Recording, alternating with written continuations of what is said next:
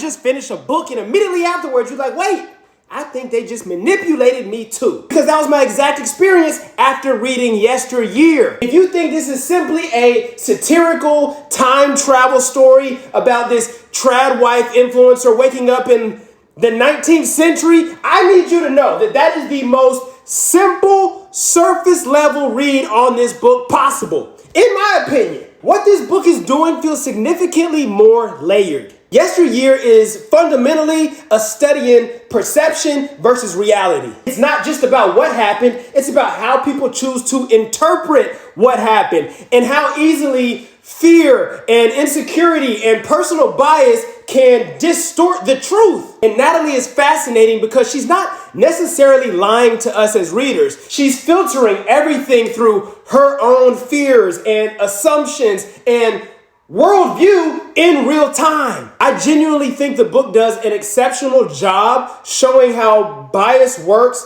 while it is happening. You're watching someone interpret events while simultaneously reshaping them to fit the narrative that feels safest or most familiar to them. I'm not big on books where I don't necessarily like the protagonist, but honestly, I'm still conflicted about Natalie. Part of me does sympathize with Natalie because she has moments where she seems vulnerable and human. But another part of me feels frustrated because she repeatedly avoids confronting uncomfortable truths about herself. But I need to talk about one of the most brilliant narrative choices in this entire book. The first time Natalie's venomous thoughts accidentally become verbalized when she's talking to Doug on the phone, hopefully spoiler, I'm sorry if it's too late.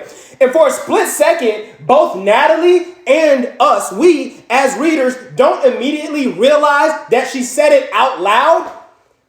I was like, what? I'm not gonna say I was gagged because y'all say that. That feels like some 50 Shades of Grey type stuff. I don't like it. I don't like it. But I was shocked, and somehow Burke, the author, manages to do it again later, but it still worked on me. Because suddenly the reading experience shifts. You start questioning not only Natalie's reliability, but your own assumptions as a reader. And without spoiling too much, the twist, woo! It fundamentally reframed how I interpreted the entire story. Some people see Natalie as tragic and unraveling, while other people just feel like she is simply impossible to empathize with. But honestly, I think that discomfort is intentional. This is not necessarily a comforting read, but it is absolutely the kind of book that will have you texting somebody immediately after you just finished because you want to unpack what you just experienced.